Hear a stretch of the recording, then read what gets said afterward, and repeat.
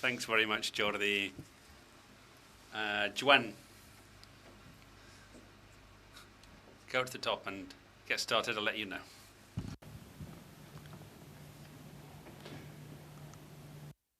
Yo he basado I've based my presentation, well, I've split it into two parts, let's say. First, I'm going to talk about how farmers deal with control of larvae and how they work together to control adults. We've heard about adulticide and larvicide treatments in previous presentations. Well, if we look at the producers, so there's a very wide range of different types of producers in my area. Producers who've always done things very well, good practices. Other producers who are gradually adapting and getting better, but we still have producers who are facing certain issues. Because they're still using a kind of calendar. I do one treatment for fly, one for larvae, and that's it. I don't do anything else. And also those who have not received proper training or information or correct information. For example, it's become fashionable among producers to use bait treatment. Well, that's okay. It's very quick. It can take you half the time that a larvicide will take, but they've not been told. But at some stage, they're going to have to use a larvicide as well. They just don't know that. Varieties. We have 3 varieties. Moruda, Sevillenca, and Farga, they're called. Not in the same proportion in each of the orchards or the states. Each variety has a different sensitivity or sensibility to pests and diseases, either over time or over space. That varies. The Farga tends to show this damage. First of all, you see the holes, then Sevillenca, and then Moruda. So in that order, you see the presence of the pest. These are the varieties. You can see the photos. Sevillenca is taller than Moruda and the Farga.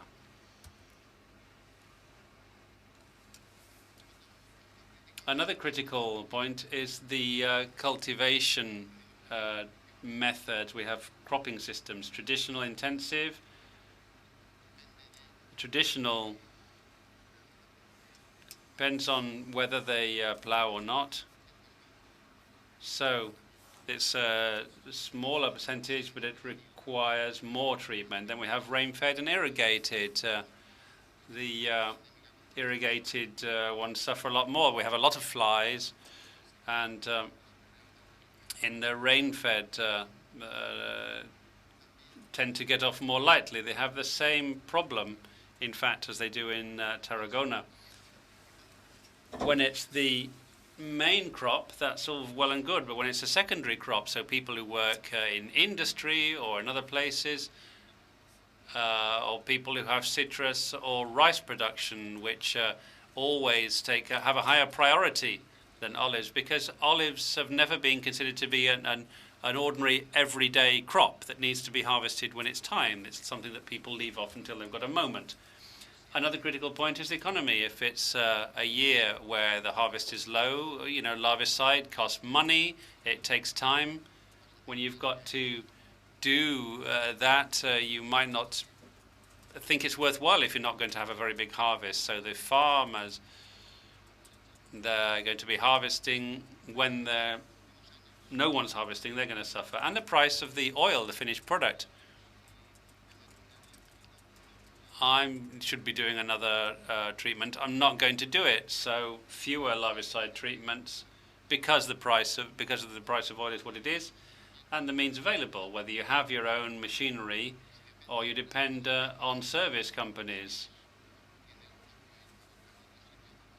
and you work elsewhere, you might miss the ideal time to do that because you don't have the machinery on hand or you're doing something else. Joint actions, characteristics of our area require joint actions. overarching actions. It's an endemic area because it's got mild temperatures and a lot of moisture, a lot of rain. As we said, the fly prospers in these conditions, warm conditions. There is the Ebro River, we're near the sea, and the temperature, particularly the autumn temperature, is very mild. We've got abandoned farms too. We've got larvicide treatments at the wrong time, and also the absence of larvicide treatments that I just mentioned, when people are not bothering to do that.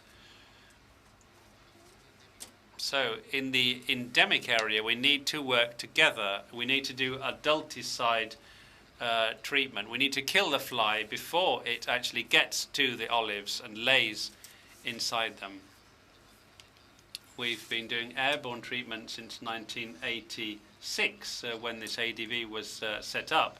But in the 1960s and 1970s, municipalities took their decisions independently. So this grouping was set up in 1986 in order to pool our resources, and airborne treatment now needs to be replaced because we need to adapt to new social ideas. In inverted commas, I would say that. Alternatives. Since 2003, the plant health authorities of the Baix Évora district and the local groupings are working together to try to find trapping systems, attractants, fly catchers, traps, and combinations of these two elements. I'm going to, just to give you a little historical overview, just tell you something. At the start, we were looking for attractants, proteins from companies, ammonium phosphate. We tried to bring in this, putting in this powder in the fly trap, the eco traps as they're known, and 6 or 7 traps. We've tried everything. We've tried conventional ones with phosphates, with proteins. We've tried our own inventions, copying Olipe, for example, making it out of a bottle, changing the, painting them, coloring them orange, using a green bottle instead of a transparent one, all different things to see if we could improve on these traps. We've also covered 4 to 5 hectare areas, the plastic macfile with ammonium biphosphate for 4 hectares. It was a year with a very low population of flies, and it worked quite well. This is the one that catches most. It's got 1 hole underneath, 3 in the sides with Olipe, but they dry out in August and then in September, and if they completely dry out, then they're no use at all. They don't work. We even invented, or we thought up a system because it's easier to hang up the bottles when they're empty, and then come by with a sort of tanker, and you just fill up these bottles once they were hung up on the trees. Filling these up, it's an expensive business.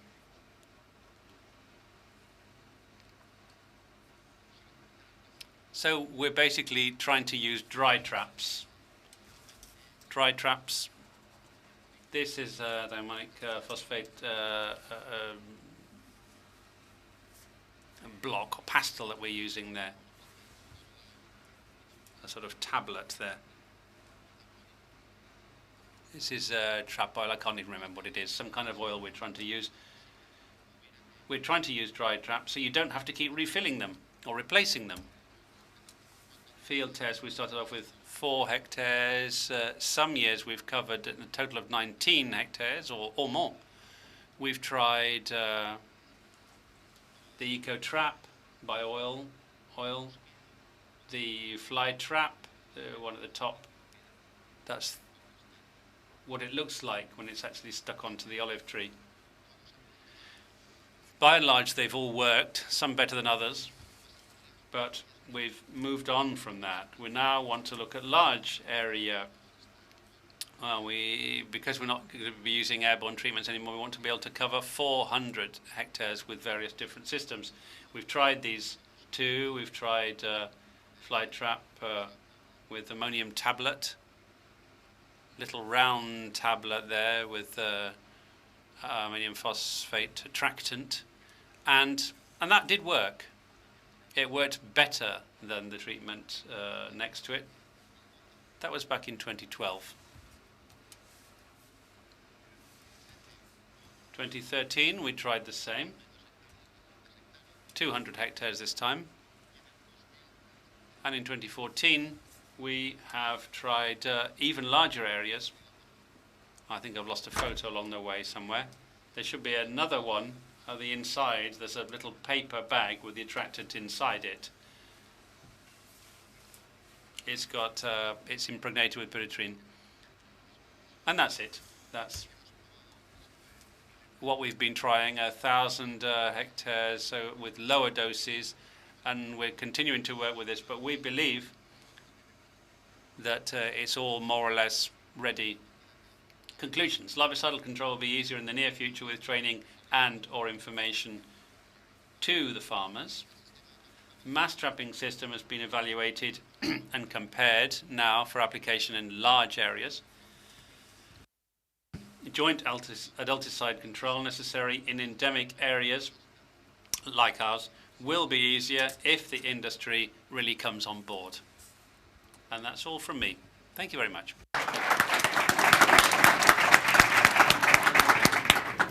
Muchas gracias, Joan. Doni, cuando tú quieras. Tú vas.